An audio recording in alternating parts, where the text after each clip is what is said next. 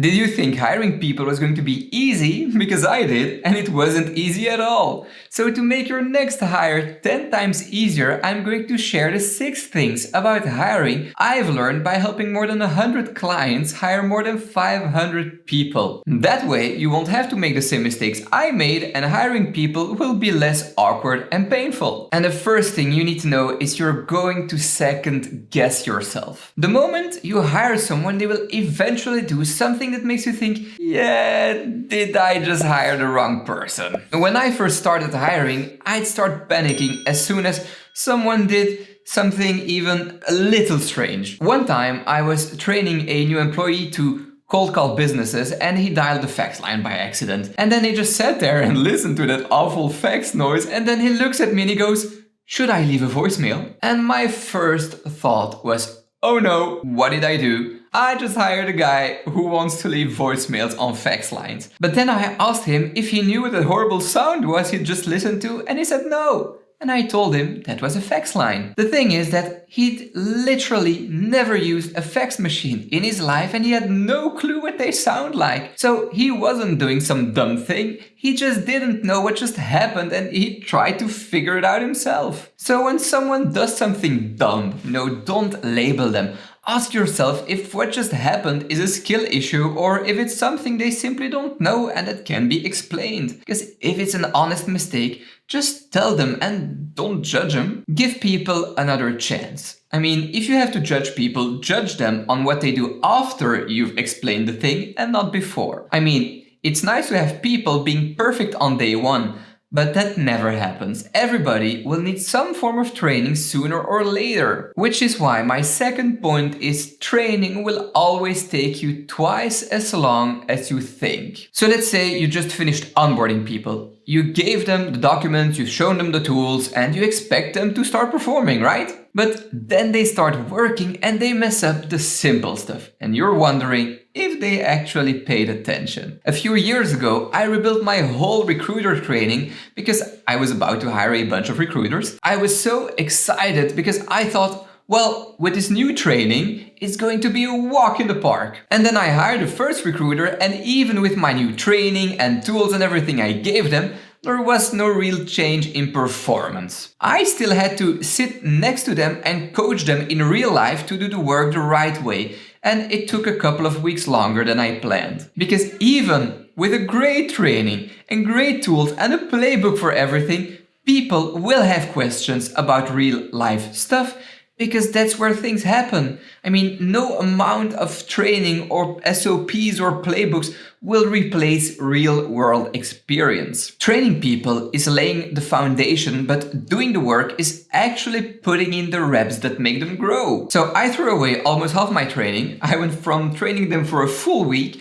to training them in 2 days and then doing 3 days of work together, and it produced much better results. Here's what I learned. Onboarding and training get people acquainted with their job or with the work, but real competence comes from real-world experience. Slideshows will never replace doing the job and getting actual feedback from you and from your clients. So yes, you'll have to train people, and it might take longer than you wish, but what's the alternative? Undertrain people so you're guaranteed they underperform? I think not. Anyway, there's a big difference between training and educating. Because no matter how well trained people are, if they don't behave, all that training won't be worth anything. And that's my third lesson for today. It's your job to train people, not to fix people. Have you ever hired someone who's highly competent at their job, but once they start to feel at ease, you realize they're lacking basic social skills or boundaries? I used to have a running tab at a cafe near my office, and one day the bill was way higher than it should have been. And the cafe lady tells me, yeah, one of your employees had been charging food to your tab. And I was really surprised, so I asked who it was and I confronted that person. And she was totally casual about it, like, oh yeah, I thought it was a company tab, like it was a given or like it was some kind of company provided benefit. And after that, I started keeping more of an eye on her, and that's when I noticed that she often came in late, or she asked to leave a little early with some lame excuse, or that she would call in sick when the workday had already started. Anyway, long story short, we stopped working together. And the worst thing about this is that she was even good at her job. She made me money. But there are some issues that can be solved with training or with a good conversation. But this was clearly a behavior issue. And I'll train skills all day. I will coach performance as much as you want.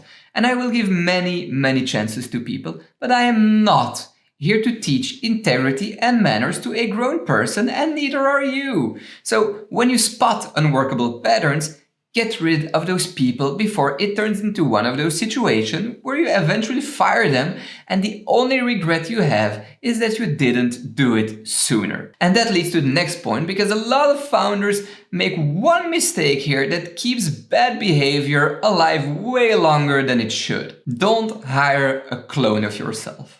One of the easiest hiring traps is this. You meet someone in an interview and you click instantly and you think, yeah, finally, someone like me, this is going to be so great. But the truth is that clones don't build companies. You need complementarity. I once hired someone and we got along great and we had a ton in common. And at first I thought I was a big win until we started working together and I realized we also shared the same flaws and weaknesses. I've been weak on deadlines for the longest time. And I used to joke, I always do what I say, it won't just happen when I said it would. And she was the exact same. And the first time I got frustrated with her for being late on something, she looked at me and said, yeah, but you do that too. And I couldn't even be mad at her because it's true, I did the exact same thing. Anyway, you can't hire someone with your same blind spots and then get mad when they show up. So yes, hire people you like by any means. Hire people you enjoy working with and who add value to the company as a human being too. But don't hire your copy, hire your counterbalance. Someone who has opposite strengths so they cover what you lack.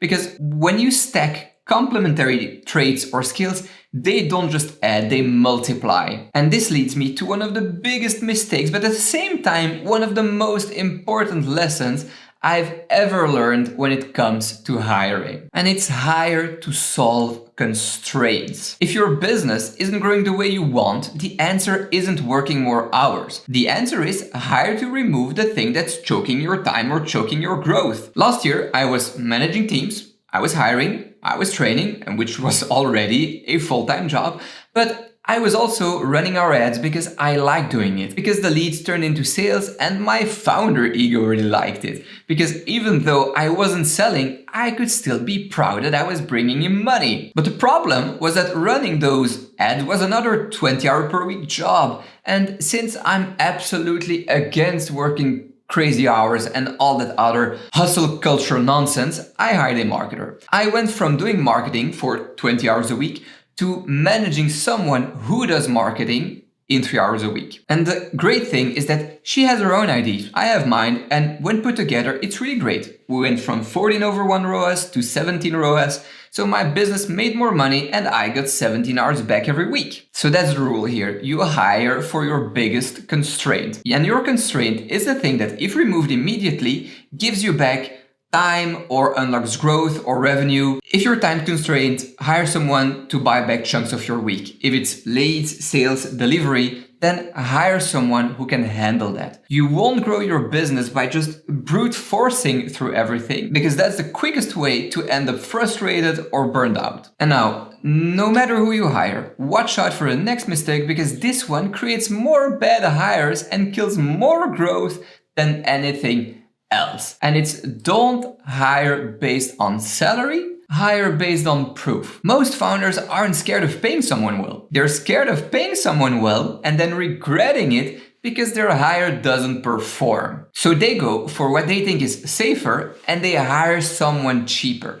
But the thing is that salary, low or high, is never a guarantee for performance. A client of mine told me sales were slow and he wanted to hire another business developer. And he had two candidates, a junior with potential, an industry veteran, but who costs a lot more. And I told him, instead of guessing, Why don't you test them both instead? So he asked them to come in and do a one-day trial for which he would pay. They both got the same test, and it was build a small list of leads, write a simple script, and do some calls to book a meeting. Now, the veteran didn't want to do it because he said that it wasn't worth his time, and he felt offended that it was ever asked of him to do such a thing. When the junior had no problem with it at all, and he came in and he got great results, so my client hired a junior with full confidence because he knew he was good enough for what he needed. So here's the rule. There is no room for hesitation when you want to hire someone. When you're hesitating, test. That way, you can find out what they actually can do, and as a bonus, you also get a taster of what it feels like to be working with them. But there's one thing you absolutely want to avoid at all costs, and it's hiring